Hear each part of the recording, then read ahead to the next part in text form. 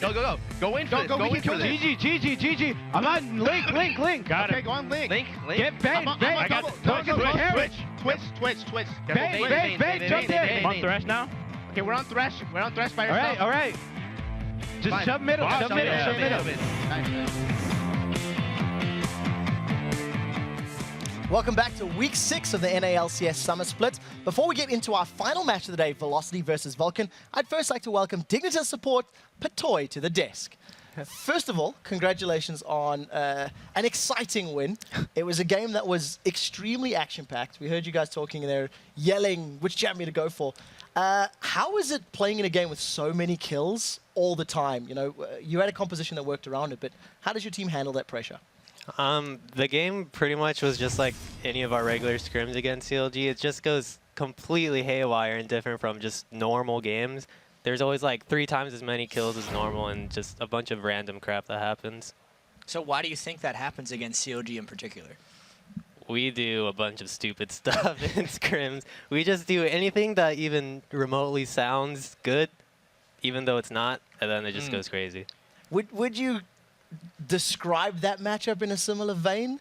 Because it seemed like you guys were making the right decisions. You played for Baron fairly early on, got that one without losing anything, which is very un-Dignitas-like, and managed to work that out. Would you still say it was as chaotic and exciting, or poor decision-making? It was a little bit on the poor decision-making side on both teams, and it was, of course, just chaotic. I'm not exactly sure what snowballed it, but I just know it had something to do with the Vayne. So I don't know. Yeah, you were able to kill Vayne pretty easily with Scarra's Kassadin seemingly again and again, not to mention her crescendos that came through. That Kassadin pick is something we haven't seen from Scarra really that much at all, and you last picked it. Why was this the time to pick Kassadin and bring it out? I told Scarra that with the new door and shield change, it's like the best level 1 item ever, so he should try it mid, and then even if he gets 2v1, it's alright, because it's just that good of an item. And then he ended up going against an AD carry anyway, so once he got the ramp up going, he just went crazy and just started killing everyone. How important was the teleport bottom lane? We seen the matchup of coming up against Chowster and Doublelift. It was trading back and forth, but that level 4 teleport from Scarra, did it really set you up to take control of that lane at all? Yeah, that snowballed us a lot. They went for the support in an early skirmish, which is typically never good, and they got punished for it. And then from there, it just went out of control for them. All right, and even moving on, we had a stat before this game that CLG was 6-1 after losses, almost kind of leading to their inconsistency. But you guys as well have had a pretty up and down season. What is contributing to you guys being so hit or miss in these games? It's my best guess it's just a few people's personal play. Like Crumbs is in a slump, everyone's in a slump, and the way we play is not the way that leads up to actually winning games due to them being in a slump. But we just try to push our advantage with me and Cutie and just go from there. But once they're out of their slump, it's going to be less reliant on me and Cutie. So what steps are you guys taking then to get those players out of their slumps?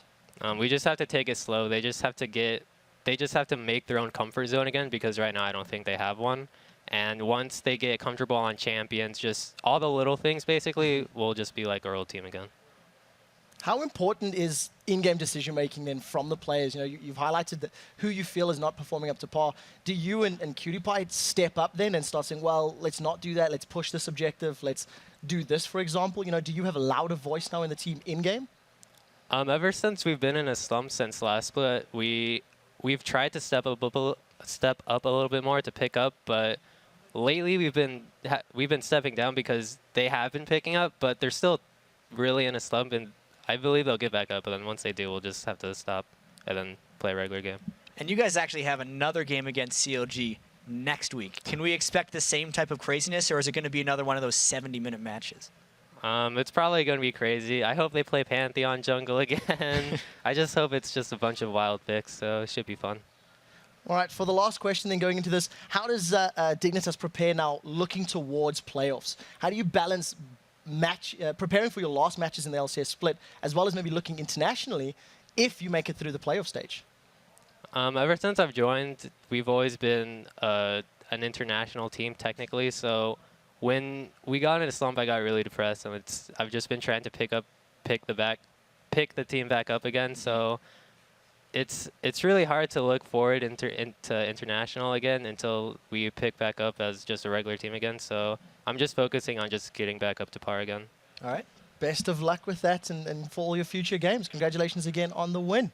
All right, guys, coming into this summer, a lot of people didn't believe that Vulcan was as good as their third-place finish in the spring.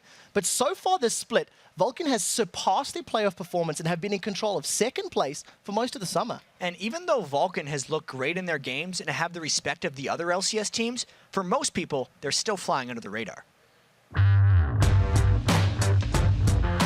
Fans don't really think we're gonna win, but every single top team thinks we're gonna win. Fans, the love is like in the other teams right now, but you know, we gotta like start stealing them. I mean, maybe they're just intimidated by all of our handsome.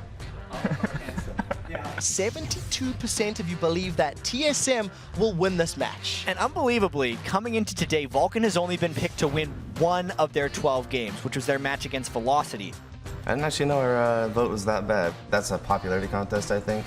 The other teams obviously have bigger fan bases. When I go up against teams like Curse, and we already beat them 2-0 in stomps, and then you see that we're 20 or 30% chance to win, it definitely feels a little disheartening. It'll take a while, in my opinion, probably a long time for the fans to actually realize that the better team is us, of course. Of course, the other teams, that have the huge fan bases, they've either been around a long time, or teams like C9, they're pretty much just all TSM fans that are C9 fans now. I don't even consider those real fans. They're just bandwagoners. It's good and bad to have like a lot of fans on your side. You win and then, yeah, they'll praise you. And then if you lose, there's gonna be like more and more people that will hate on you. I do read what little they say about us. In the past, I guess I've seen like who is Vulcan, like, and they like misspell it with an A, or like Volcant. 24-minute victory for Vulcan. They took the strategy that TSM threw them completely in stride. And this is one of the reasons that almost all the teams we talk to, when we ask them, who do you actually fear a lot in the LCS, or who has given you the most trouble? More often than not, they'll tell you Vulcan. Judging by what other people said, what makes us the scariest team to play against is our pick ban phase, and I'd have to agree with that. Everything that's the strongest, we can play it all, and you cannot ban us out, and you don't know where we're gonna run. I think the reason we're scary in the eyes of other teams is just like how much potential we have. I don't think that we have a cap yet. We need to prove ourselves more. We only just now started doing good, so not everyone's gonna join right away. It's when we actually go to Worlds, once we start having like streaming sessions over and over and stuff like that, that we're actually gonna pick up devoted fans. Our main priority right now is to get to Worlds, and the fan base can come with that as like a byproduct. As far as like our progress goes in the standings, like if we keep going up or keep winning, we can only gain more fans. It's such a fantastic video to hear a team that's almost the underdogs, not even really, you know, that they're winning games, but they're only respected in the eyes of their peers. They have that nobody believes in us vibe, which is actually one of the most dangerous vibes a team can have before sports. As far as like to the rest of the league, it's dangerous because even though they're finding success, because they're not getting the respect of that success, they have no reason to slow down, and they're going to keep pushing. So it's looking really good for Vulcan. And the other thing that really stands out for me in terms of that video is they're looking forward. Every single member of that team is like, yeah, when we get to playoffs, when we get to Worlds, when we get to playoffs. They're not planning for tomorrow's games or next week's games. They're concerned about making it to the end of the split in this top position. Yeah, they're looking dangerous, and Velocity's going to be a little scared. Yes, it is time for our fourth match of the game, Velocity Esports versus Vulcan. Both these teams were victorious yesterday, and Vulcan looked fantastic with their double AD composition, which CLG couldn't use to full effect. Velocity, on the other hand, was able to fend off this double AD comp from CLG with some fantastic team fights. Yeah, and even though Velocity was victorious yesterday, they still have a lot of questions to answer because it wasn't the smoothest of victories.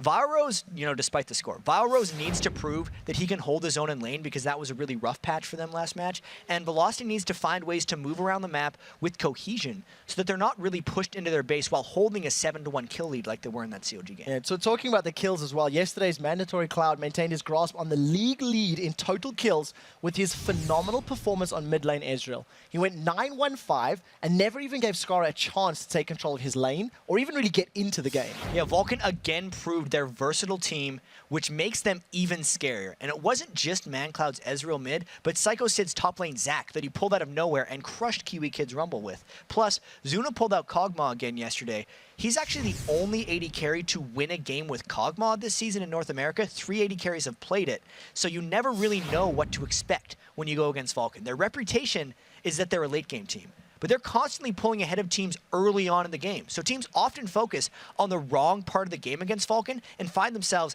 in a big hole by the time they get to late game. And we'll see what Velocity's been able to focus on. And, you know, while Vulcan has already beat Velocity all the way back in week 1, a lot has changed since then, not least of all the Velocity roster. And this is the first of 3 games that still need to be played between these 2 teams over the course of the next couple of weeks. Yeah, exactly. And if Velocity wants to win those 3 games, the key for them has got to be Maple Street. When Velocity wins, it's because Maple Street has great games. But what they need to do is figure out how to not lose when Maple Street only has an average game. You can see such a huge difference in his score lines when they win or when they lose. That is a massive, massive variance as far as the numbers are concerned. And it's something that actually the team has really not found a way to stabilize, that they need more than one person just carrying them. And that's what happens to a lot of the younger and more inexperienced teams. They can do well in games, but they don't know how to hold that momentum through to multiple matches. And it's closing out that becomes difficult. So while the players are getting ready to jump into Champion Select, let's take a look at those starting lineups. On the blue side, it is, of course, Velocity Esports. VUL Rose is in the top lane after Echo's in the mid lane, with Jungle being played by NK Inc. Maple Street and Evaniscus take the AD carry and support roles. And in the red corner, we have Vulcan once again. Psycho Sid in the top lane, X-Smithy in the jungle, Man Cloud in that mid lane, Zuna on AD carry, and Bloodwater on support. Bloodwater is a very intelligent guy. The more I talk to him and the more I talk to him about the game and his team, he's always thinking, he's always evaluating and always trying to make the best decisions for his team, no matter what it is, no matter what they're talking about. He's always really short with his answers too, because that's the way he thinks, and it lends well to a shot calling support role if you can get out your words succinctly. So you're not cluttering their voice communication, which could be one of the reasons Vulcan moves so well inside games. Evaluate, analyze, and commit. And it's something that they do very, very well. We're into picks and bans, and we are flying through them. Elise, Speaking of Rise, which, and Soda taken out. Yeah, they don't take their time. No. Speaking of which, they're just going through. I like how they banned Rumble just because people have been attacking VUL Rose's champion pool as of late. It's Rumble, Kale, and then he's played 1 game of Rise and 1 game of Shen. Specifically in the top lane now, he's just had that 1 Shen game. So getting out Rumble, which was his mid lane choice, and he could very easily transition to the top lane, is the smart thing to do. We do see the final ban of Evelyn once again, taking that one off the table. And Keyinks had that taken away from him a number of times during the course of the last couple of games. And a very quick lock-in. We're going to see Twisted Fate again in the LCS. And since Echo's taken over the mid lane position for Velocity, he's actually performed pretty well, and Twisted Fate is one of his most proficient champions. So I really want to see what ManCloud picks against Echo's Twisted Fate, because ManCloud generally beats everyone in lane. Yeah, he plays everything. He's got the most kills in the league right now. Yesterday he had another fantastic performance, demonstrating his versatility as well. Played Ezreal, but we do see the Yorick being locked in now. We'll see which Yorick this is. If it's a Dyrus Yorick or a Psycho Sid Yorick. Or a support Yorick. We've seen that occasionally. And this is another one of those Vulcan things where they say they play everything, you never know what we're going to do. Breaking out a Yorick at the top of your champion picks actually might tell Velocity a little bit what they're going for. Oftentimes, for the most efficient Yorick compositions, you run Rise or Cassiopeia in the mid lane, sometimes Karthus, but I'm not a huge fan, and then you also need a really strong AD carry to clone, so either like a Twitch, Kog'Maw, or Vayne like that. So Vulcan, and with going to be interesting. With Zuna, it could be Tristana, it could be Kog. It's his do Trist as well, his go-to sort of hyper carry ADs as far as they're concerned. On the other side for Velocity, Shen has been locked in again for VUL Rose. He struggled in the laning phase. He had a very tough time yesterday, so we'll have to see if in less than 24 hours he's fixed some of the problems. He was down by almost 100 minion kills at one point in that game, but then he team fought well, and he called well for his team, and he was allowing them to come back in that game. It's a give and take with Velocity and VUL Rose right now, trying to get him more attuned to that top lane role, and I really need to see what Psycho Sid lanes against him. I would expect him almost... he can't quite pick this yet because NK Inc has played jungle Shen in the past, so they can't get a safe counter lane in the top against Shen if they go right away. I guess they have kind of said they're doing Yorick now against him with the Zac jungle. Yeah, with the Zac jungle, it's also different. You know, if with the Ezreal being locked in, it's not that hyper carry that we talk about and we prefer to see with Yorick's, but of course it can work out. At the end of the day, you do get that sixth man effectively in Yeah. your team fights up until the point that your carry actually dies. On the other side, we do see all that CC. You've got gold cards from Twisted Fate, you've got Zyra with all his CC, you've got the taunts from Shen, and they are the ones that actually lock in their hyper carry. The Maple Street Vayne, something we haven't seen too much of. He was the Draven player coming in. He's also had some of his best games on Tristana and Varus, but just decides to go Vayne against this. Vayne is okay at dealing with the Zac dive because he's able to tumble away from the bouncing damaging man, but it's a dangerous pick against a team composition that might have too much close range damage, especially since Ryze is so good against Vayne.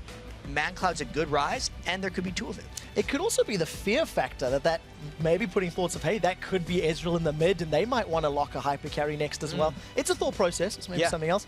We do see, however, they have locked in that Lee Sin as well. So NK Inc. will be taking the Blind Monk in the jungle. And the Velocity Esports, they've once again got double global champions, and it's scary to deal with. And we were wondering, you were just saying it could be that Ezreal mid. I wasn't thinking that Vulcan was going to go for it because they were already quite low on crowd control, and they don't have the top lane Zac that can be the monstrous tank that goes in. They have the jungle Zac, who's a medium-sized tank that goes in. He falls down pretty quickly, and being able to keep velocity in fights could be a big struggle for Vulcan if they don't just completely crush in the early game. They really like the double AD comp, deciding to go for it again, but this looks a little questionable. They're going to have to win early. Out of the 8 games we've seen yesterday and today, 4 of them have featured double AD composition. So it's the trend that we're seeing right now.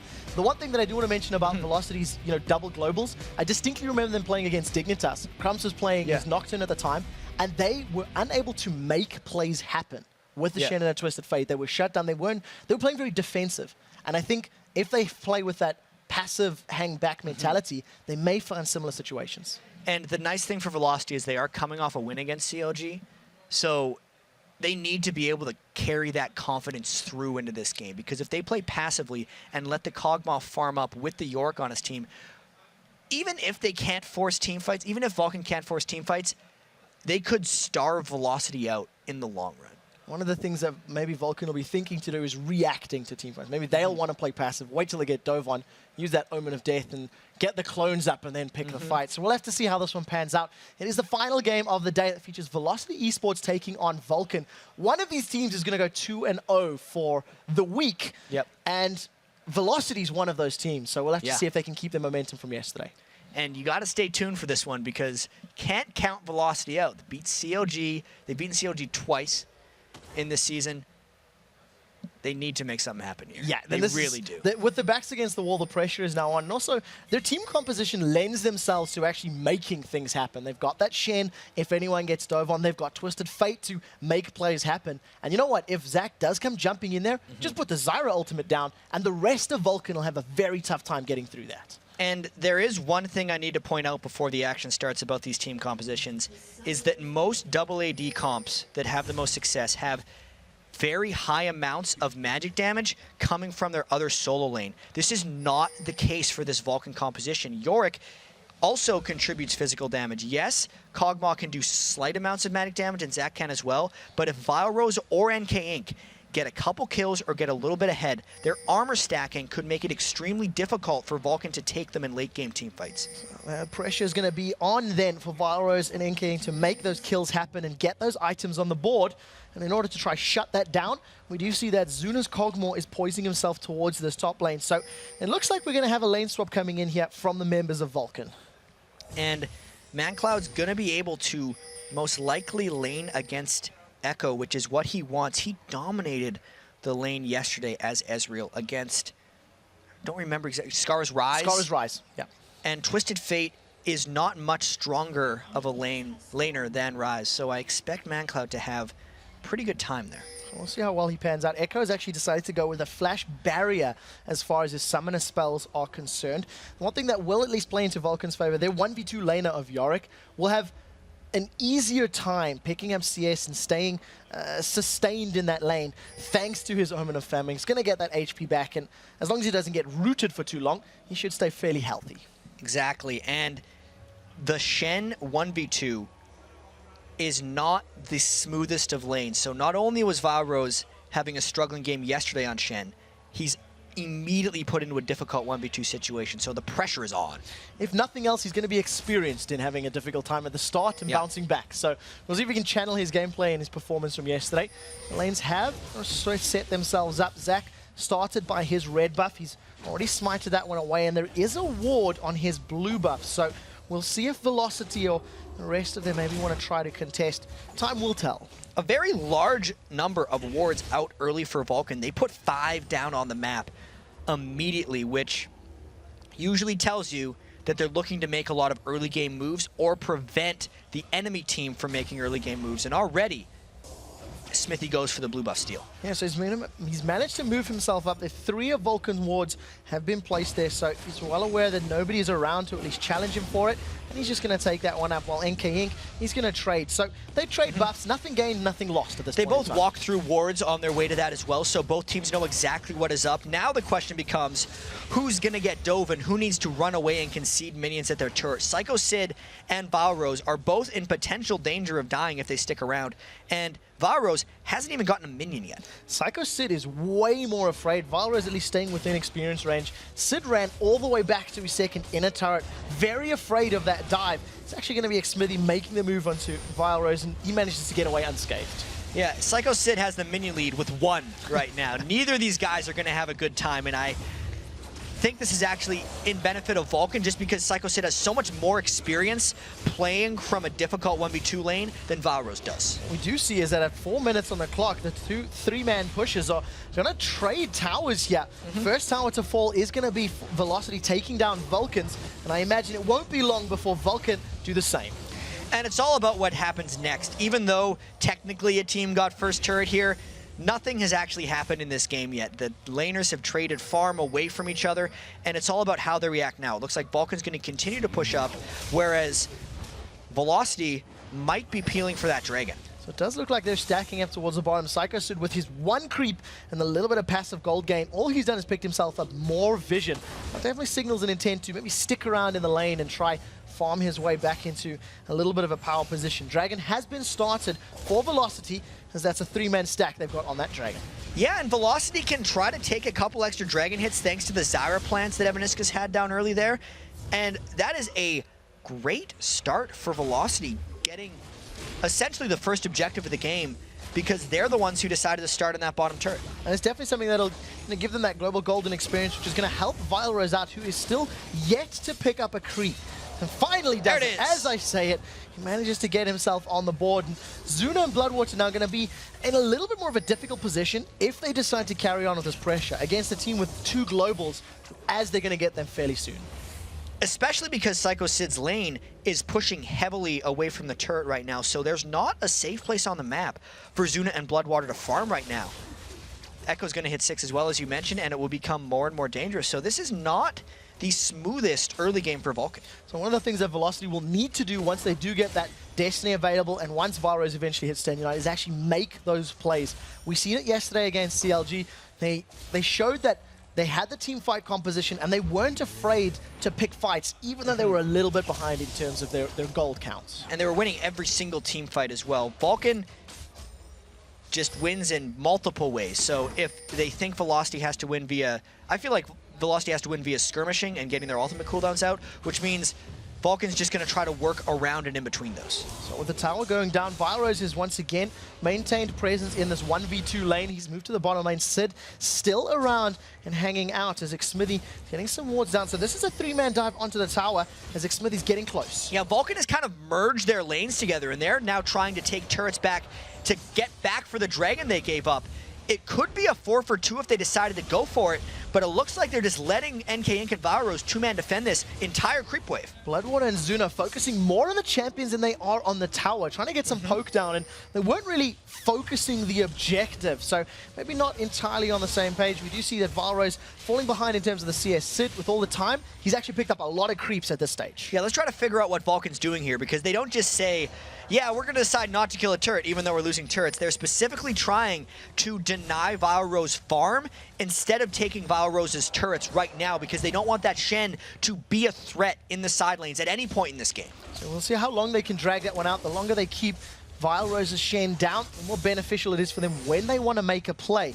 You do see that now they're going to start stacking up. Smithy's charging the slingshot, but he doesn't pull the trigger just yet. And there he does. Ooh, gets a lot of harass down, but takes multiple turret shots. Once again, though, they're pulling NK in consistently to the bottom lane and making the other lanes just straight up matchups. And also focusing on the tower this time round. So it's a little bit different to the previous engagement. They're trying to focus the objective down as quickly as is possible. Zuna is behind on CS in comparison to Maple Street's Vayne, and that's all thanks to the presence and the additional members that's been in his lane. I think Maple Street's doing a great job, and this bodes well for Velocity. While he hasn't gotten kills yet, getting an early farm lead for Maple Street is always a step in the right direction. So Destiny gets channeled, Echo's primed the gold card, he locks it down onto Zuna, but the Lantern gets him to safety. Velocity, they make a gank, it doesn't pay off. So key to have Thresh against Twisted Fate, because he can play far back in the lanes and make every choice a bad choice for Twisted Fate when he decides to teleport in. Good positioning of my Bloodwater, completely shutting down that Echo ultimate. Smithy dives into Echo, eats a gold card for his trouble. ManCloud wanted to come around, which is why Echo had to peel back.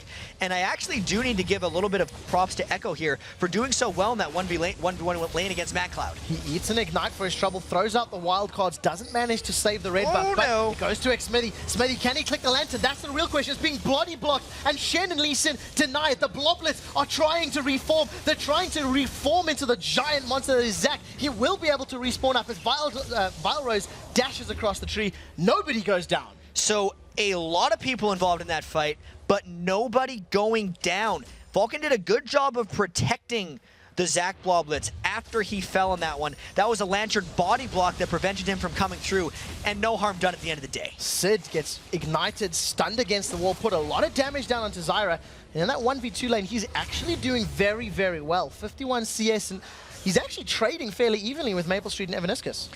And this is one of the dangers teams run into when they play against Twisted Fate.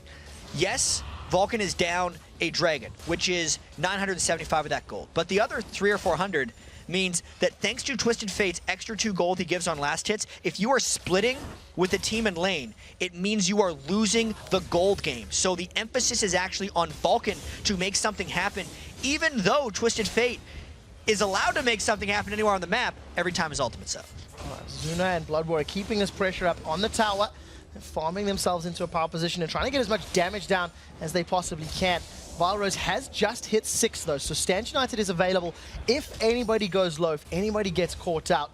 And of course, the utility that offers cannot be discounted. But it's still a Shen that would teleport in with a Doran shield and a little health bead. So he has been successfully denied farm by Vulcan, because Vulcan has spent so much time not necessarily pushing, but just stopping Valrose from farming. It means that Shen threat is greatly diminished. He's only 1 level ahead of his support in the top lane, 2 levels behind his opponent, and it took 10 minutes to get to that Stand United point as the Dragon's about to respawn. Valrose is actually 100 gold behind his support right now. So even though he has that Giant spell, that just shows you the level of gold denial that's been put onto him. So great denial and great control from Vulcan, exerting their presence and really shutting them down in the top lane and in that bottom lane. They had 4 members trying to keep Valrose on the back foot, and it worked out. Maple Street and Evaniscus now, they've moved themselves to this bottom lane. Another lane swap coming in for Velocity, and you have to feel it's got to do with Dragon spawning.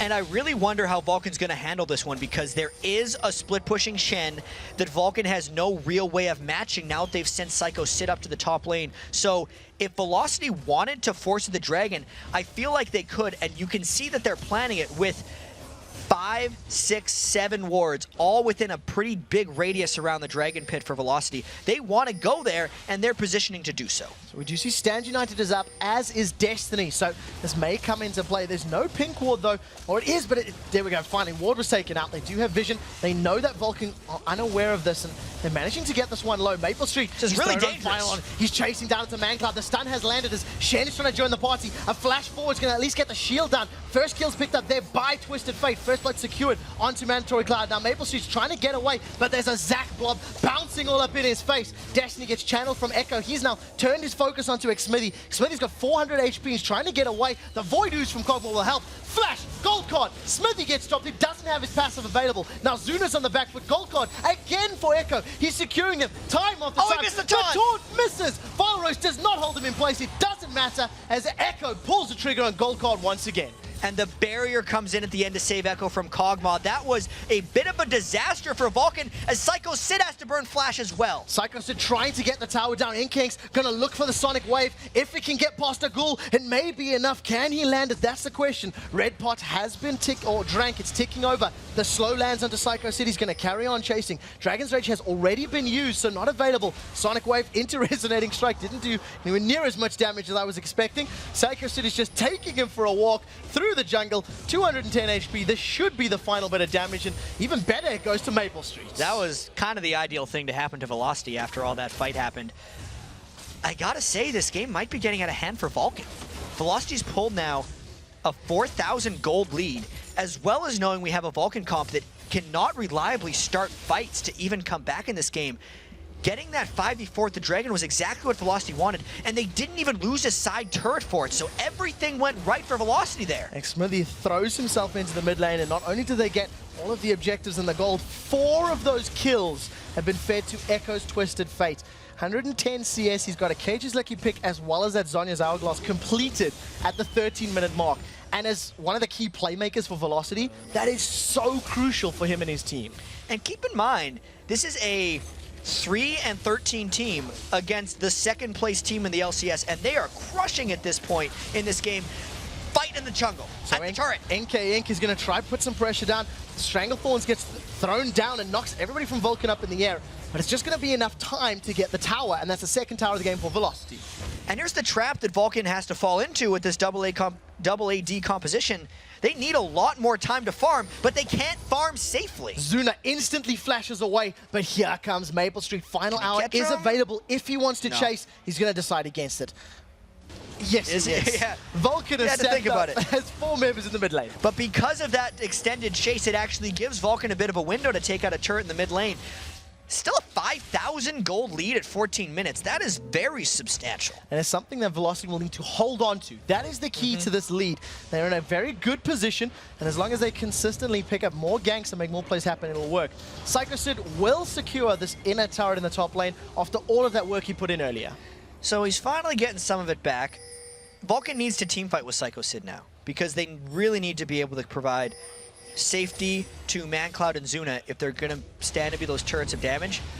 But at the same time, ManCloud and Zuna have to actually become threatening, because with just a Manamune and a Bilgewater Cutlass on Ezreal and Kog'Maw respectively, the Yorick clone isn't actually contributing much yet. And especially when you consider that Maple Street's Vayne already has the Blade of the Ruin King completed, so he's a full item ahead of his direct opposite number, Zuna, in this regard. 5-1 up in terms of kills. Every single member of Vulcan has dropped. 1-1-1-1-1 all the way down the line.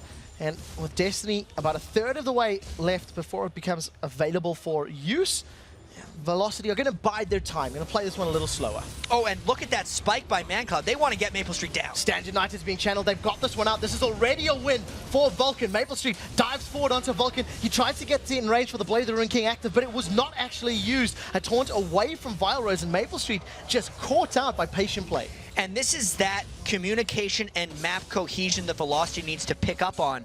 Even though they've had that 5,000 gold lead a little while ago, they're losing control of their turrets. This happened against COG to them as well. They were winning all the team fights. They were very close in gold, but they lost turrets and they couldn't catch the right fights. So Vulcan, Smithy's going to jump all over Echo and NK, forced out of the fight. He sidesteps the Sonic Wave. Echo's looking to get the gold card down, but doesn't land it. And now Ezreal, as well as that Kog'Maw, are going to destroy this tower very quickly. Double 80 carries kill turrets really fast right now, and Vile Rose is not necessarily threatening enough to get them off of it, but the whole team running through the jungle was. Yeah, that's going to be enough to get them running with their tail between their legs. Destiny is now available for Echo as well, so at any point, if he wants to dive in there and get that gold card down, it can work out for him. ManCloud and Zuna, they're being patient in the grass. And they could very well get a 5v4 if anyone from Velocity looks too far ahead. Evaniscus, look out! Oh, he manages to get a little bit of vision, puts a little seed, weed, plant, tower thing in there, and reveals Zuna's position, so Vulcan back away. You get the smallest of vision bubbles from putting that little plant down, but because he put it directly in the bush, he saved everybody's life, I feel like. So congratulations, Evaniscus. Good work. It's something you highlight in every game. It costs you nothing to check. It costs you nothing to put a Jarvan flag down or get a little seedling in there.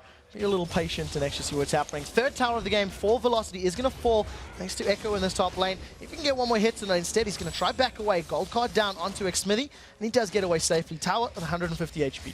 And Xsmithy's not the type of jungler to do this, but he needs to take a lot of lane farm for Vulcan to win this game. He needs to become a big enough blob to just be a frontline for his double AD carries. This is what worked so well about Vulcan's double AD yesterday, is they had Psycho Sid in the top lane as Zac, so he was able to get a lot of that lane farm. And Xsmithy is off-splitting that top lane, so it looks like they're kind of moving towards that. So we'll see what he decides to itemize toward. He's got those Ninja Tab I completed already to at least survive some of the auto attack damage and physical damage. Now in the bottom lane, Psycho Sid gets caught out. Stranglethorns does knock him up into the air. NK is trying to set himself up. The Lantern pulls him backwards, and the ghost of Psycho Sid continues to fight. We'll see if any presence can be earned as ManCloud is throwing out those Mystic shots. And that is actually a lot burned for Velocity. There's no disengage if Vulcan wants to fight. Zuna gets kicked backwards. The taunt locks him in place. Virus lands it this time. Zuna gets dropped, and will the passive be enough? Not this time, as a flash from NK throws him into the Dragon Pit. Now Psycho Sid is in trouble. Echo is putting enough damage down for Maple Street to close out the kill. That's 2 for 0 in favor of Velocity. Echo made it into the back of that fight. We didn't see it on screen, but he made all the way through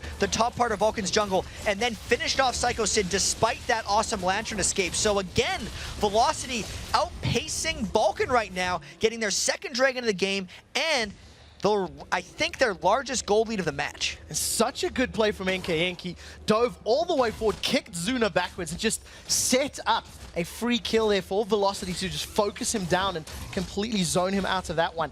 Maple Street left alone in this bottom lane, 111 CS. He's got 3 kills now, a double kill in their previous fight. And that Vayne can start getting very scary if he's continually fed that way. You're right, the kill distribution on Velocity is perfect for them right now. Echo's Twisted Fate to stop either Zuna or ManCloud from ever safely farming, and Maple Street, because when Maple Street gets kills, Velocity wins. And these are the 2 important things that have happened well for Velocity so far.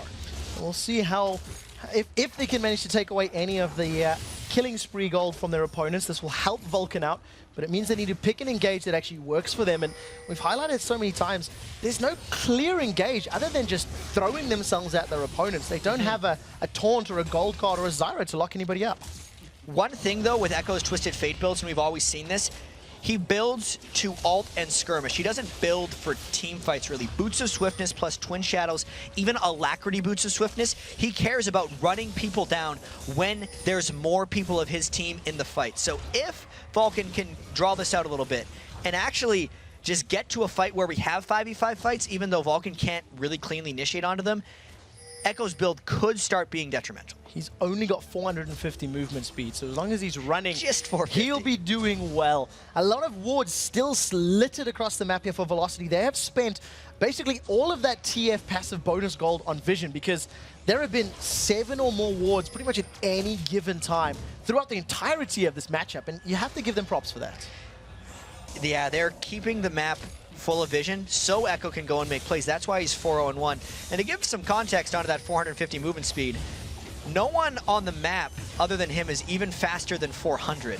The fastest member on Vulcan right now is sitting at 375 movement speed, so he's pretty fast right now. He can run down anyone he wants. And he's going to be able to motion as long as he continues selecting those gold cards, as he has done many times this matchup already. It will work in his favor. We do see that the CS numbers have grown, as Echo and Psycho said. They're still trading. This has been a duel, but albeit a very slow one in that top lane. Yeah, it's 185 minions and a 4-0 TF versus 0-2 Yorick that was stuck in a 1v2 lane the whole game. So Psycho Sid can hold off, but he's not going to be able to hold off that turret. And especially now that he's run out of mana, he's not going to be able to sustain any of that HP that he's been taken away from Echo. So the third tower of the game does fall. Velocity continue to keep map presence and map control with their global champions, and the fact that they've got more global objectives down than their opponents. Yeah, it seems like Velocity has assumed complete control over this map.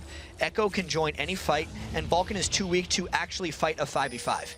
Well, now Echo continues the pressure against Psycho Sid, dealing a lot of free damages. In the mid lane, it does look like an engage almost gets set up. If Veniscus is looking to root someone in place, does manage to catch ManCloud out. And Psycho Sid needed to go back to base much sooner, because if he can't defend one turret, what's saying he can defend the next one? Echo is getting a bunch of damage onto this turret, and he pulls a second member of Vulcan up to stop.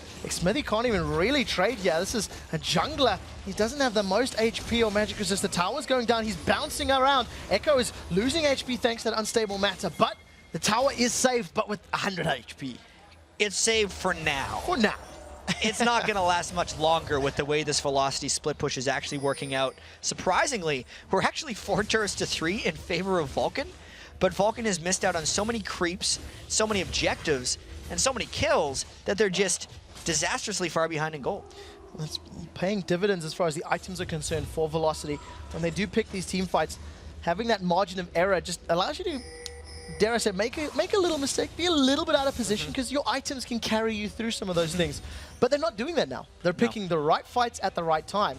And this is now up to Velocity to continue this pressure all the way to the Nexus. And it would almost be worth it for Velocity, it's going to come off the wrong way, but to do something stupid, to do something that would actually get Vulcan out of their turtle mode, because it does seem like Velocity is struggling a little bit closing in around Vulcan and actually getting a turret lead. So if someone on Velocity puts themselves in an attackable position, it will bait Vulcan in and then allow Velocity to take advantage of their item advantage. So we do see that Echo is moving towards this tower. It literally is a warm breath away from going down. Psycho Sid next Smithy going to dive onto him though. Echo forced a flash, pops that Destiny. He's running so quickly. He may even try and make this an aggressive play right now.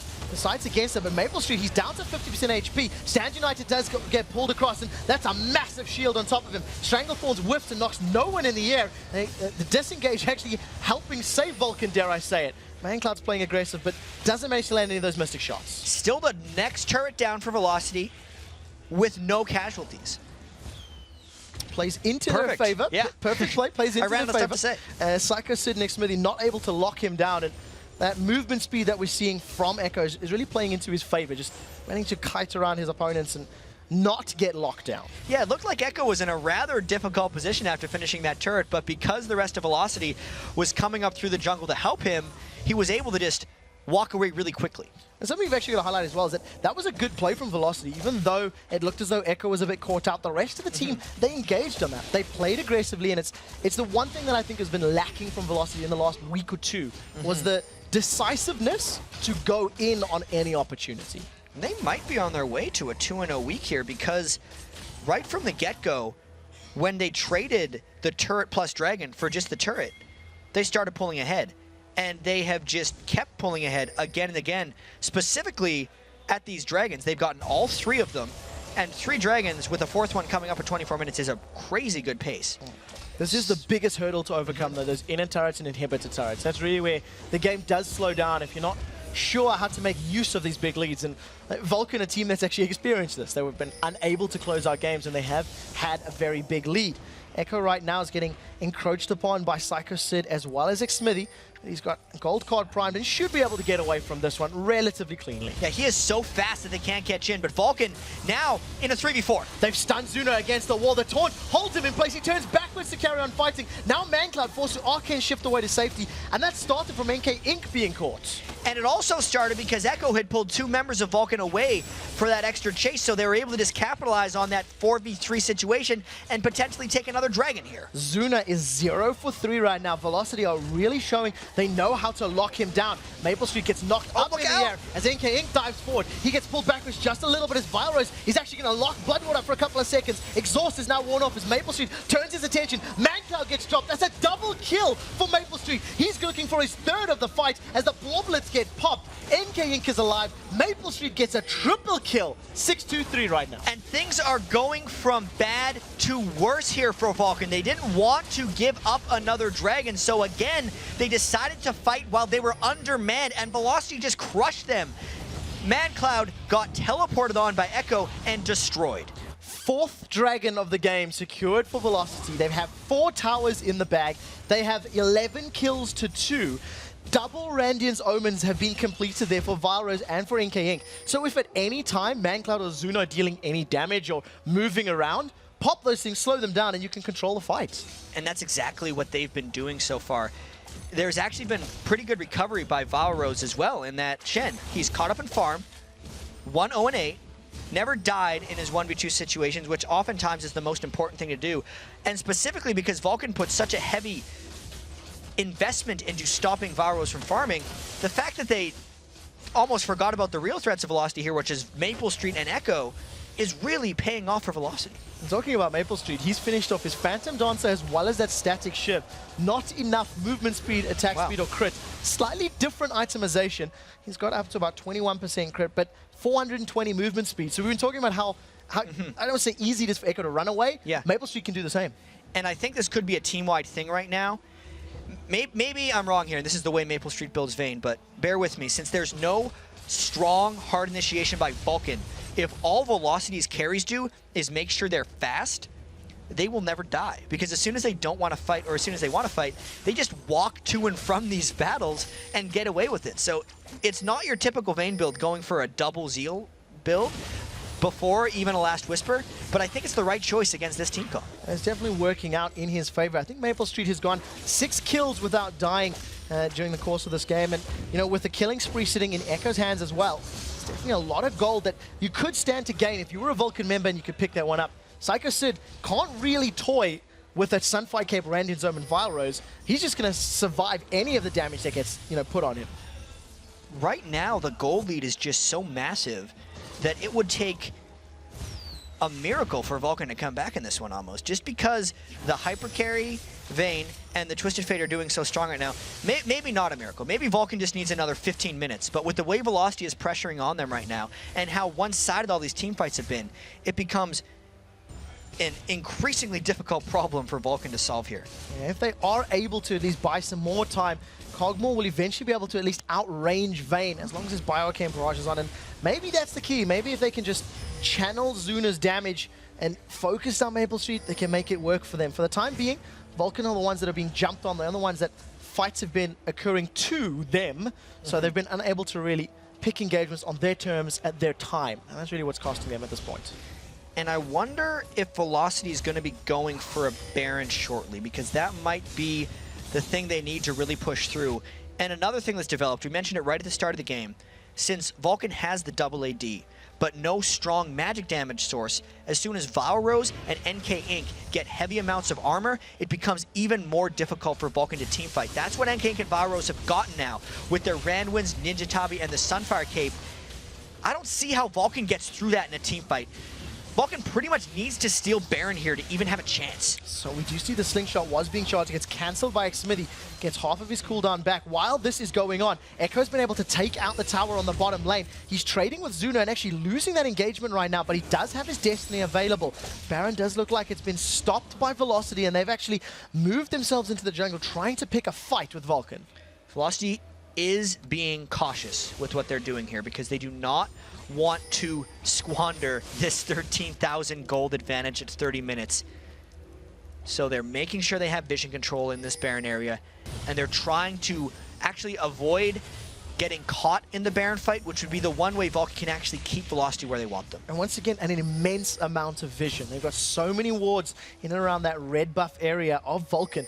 Velocity now realizing they've got control. Evaniscus goes up the route, doesn't manage to catch anybody, and that may have just allowed Vulcan to get away cleanly. And ManCloud just tried an assassination there on Maple Street, but the True Shot Barrage missed, so he decided not to go in. All these things are telling me Velocity has more and more freedom about where they go. Strong vision control, strong split pushing, and Lee Sin, with a lot of armor, is a very proficient Baron killer. Do you see that Echo once again returning to that bottom lane? He's keeping up this Twisted Fate split push.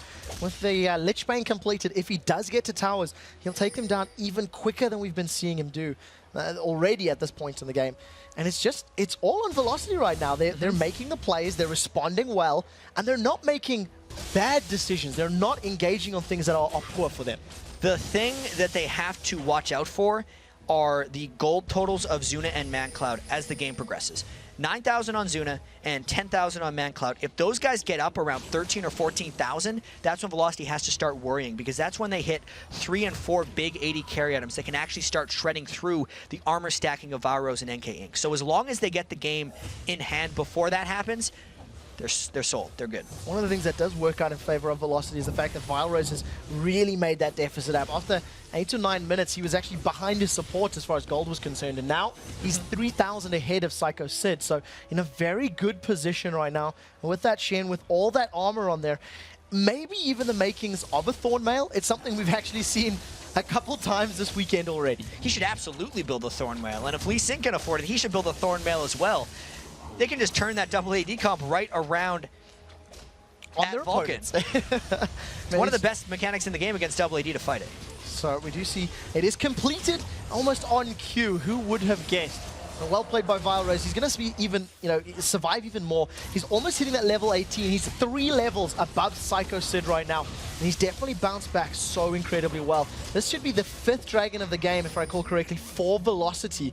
And they extend that gold lead to 14,000 gold right now. This is a game that's completely in hand. And it's actually really funny because right after the game, where the feature rolls for Vulcan saying, on the rise, under the radar, no one believes in us. Only once have they been voted to win a game. This is why, guys, you just got voted to win the game, and they're down 14,000 gold. Correct me if I'm wrong, but the first time they were voted to win a game was against Velocity Esports as well. So I didn't check, I don't remember the vote for this matchup. We'll have to double check that after this one. But right now, I could guess it was in favor of Vulcan, because this is a definite upset. All the pressure is on Vulcan right now. Velocity, they've got such a great window and margin of error to work around and play with. If anyone gets caught, Stand United can save them. If a fight breaks out that's close enough for Echo to Destiny 2, that can turn things in their favor. So in a very good position, and they're thinking about Baron. They so badly want Baron. They're just not in a position to feel comfortable taking it. And they're not committing on anything here, which is a little curious to me because they're in a position where they could. They just don't know their limits yet because honestly, Velocity's not used to being up this much in games. They gotta go, and here it is. So there we go, the root is gonna at least lock them down. Stranglethorns throws up Xmithy into the air. They're focusing down on Zach as he flashes away to the side. Echo has joined the fight, throws down that Zonya's Algor, survives for a little bit longer. ManCloud gets turned into a ghost, but he's not doing anything. He may not have realized that Yorick brought him back to life. I'm lying to you because it was ManCloud that was done. There he is. Zuna gets dropped in the background. The ghost of ManCloud trying to put as much damage down as he can. Quadra kill for Maple Street, the second in as many games. And Maple Street's gotta love playing against double AD compositions because if history means anything, it's that he gets a quadra kill here. 15 kills to 2 now, almost on cue. Velocity decides to commit, and they're just rolling through this inhibitor turret. Tower is down. They'll be able to drop this inhibitor very quickly, and such great decision-making from Velocity. They pick the fight. Just as we say they're not committing to anything, they throw themselves over a wall into a team fight and grab the first inhibitor of the game. So, just a continuation of their total control here.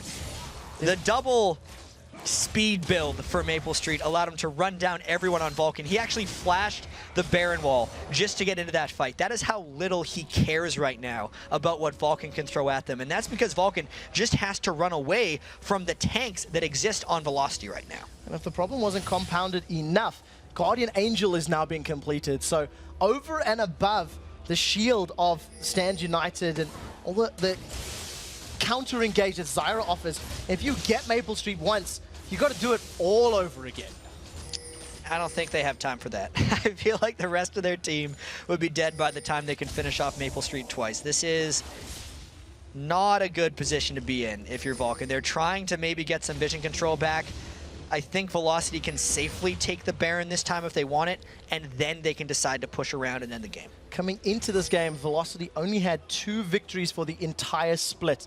And this weekend, they look to double that number. If they close this game out, it's going to be 4 victories on the board. Baron has been started, and that is just getting shredded as Echo pulls the numbers away. And not only did that move secure the Baron, it made the Baron as safe as possible for Velocity because Vulcan all wanted to go and kill him to stop the split push. And during his escape, it told Velocity where everybody on Vulcan was. So another awesome play by Echo, and we really have to commend Velocity on that mid lane pickup because even though Velocity didn't see immediate rewards when they put him into the roster last week, he's been performing well every single game, and now they're looking to go 2-0 this week. Yeah, after only 2 games, it may be a tiny bit premature to start talking about it, but Velocity have looked very good yesterday. They look phenomenally good today, and we'll have to see if they can continue this form. It's going to be an extremely tough ride making it into playoffs, but I don't think it's mathematically impossible considering how tight the entire group is above them. Not yet, and even though we're now, after this game, 6 weeks in our 9-week season, there's still 11 games left for every team because we have 2 3-game weeks for teams and then a super week, which is 5. So there's a lot of season left for all these guys. Velocity will get 2 more chances to crack the Vulcan games if they can pick this one up. Right now, True Shot Barrage gets thrown backwards to clear out the waves as best as possible. Next, Smithy is the designated wave clear man. Both of the double ADs stay on this top lane in hit. And I think Velocity might just roll around mid because they feel there's safer access over there. There's 16,000 gold on Echo and 15,000 on Maple Street. They are just so far ahead of the Vulcan 80 carries here. It's a massive mismatch. NK Inc. gets pulled back with Stand United, starts being channeled, but NK Inc. is backing away from the fight, so the cooldown is blown and not really used all that well. Evaniscus throws down the Stranglethorns, knocks only Psychosid up into the air as Smithy is in the fight. He's probably going to be the first victim. They do trade his support though. Evaniscus, the first Velocity member to die in a very long time. Smithy will get dropped as the Bloblets are squashed. And yes, Evaniscus went down, but it's absolutely worth it for Velocity. They are just trying to clean house here in Vulcan's base, and this has got to be close to the final fight. Maple Street practically 3 shots Mancloud. Guardian Angel has been popped. NK Inc. he kicks Zuna into Mancloud to secure the kill. Now Maple Street does get focused down. The killing spree gold goes to Psycho Sid as he gets the shutdown, while Echo and Vile Rose, they take out the top inhibitor turret. The pressure's not over as now Vile Rose dives forward. The taunt is on. Zuna forced a barrier. Ignite is ticking. That's going to close him out. Now Bloodwater is the next focus. They've dropped him as well, and the explosion true damage is not going to be enough. The ghost of Psycho Sid comes back to life to try put damage down, but Velocity want to close it. And this is not the cleanest final fight by Velocity, but they don't need it because they have such a huge edge. They're looking to take the Nexus. Velocity going to finish this one out 20 kills to 4. They pick up their 4th victory in the game. 0 deaths for Vile Rose, 0 deaths for NK Inc., and 0 deaths for Echo. What a game. Then 11 nice kills for Maple Street, adding to his amazing scoreline in Velocity victories. But that was a 23.2 thousand gold differential by the time this game was over. This game shocked everybody, I think. I don't think anybody was expecting that. Nobody was expecting that sort of game. Another attempt at that double AD comp for Vulcan, and they felt the bittersweet returns. It's 1 for 3 on the weekend. Only wicked up 1 victory yesterday. All the other double AD comps have lost. And I just gotta wonder what happened. Yes, we were watching the game, but Velocity had this from the very start, which usually just tells you they're a team in complete control. They know how to manage resources. They can take dragons. They know how to close out games, right? They're playing safe the whole time, not making mistakes. Why are they the last place team if they're capable of playing like this? And how is Vulcan in second place if games like this can happen to them? This is a very... This game needs some To be very, very fair, it is a different composition. It is the fact that Vile Rose is now in the top lane, Echo in the mid, and I think, without maybe bashing on Vile Rose too much, Echo's making bigger plays in that mid lane than what Vile Rose has been doing all split long.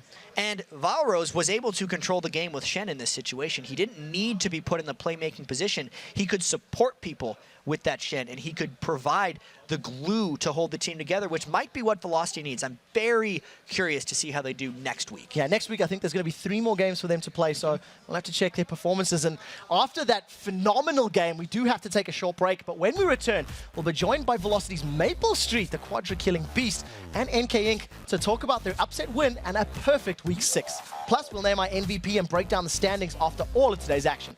The North American League Championship Series will be returned after these messages.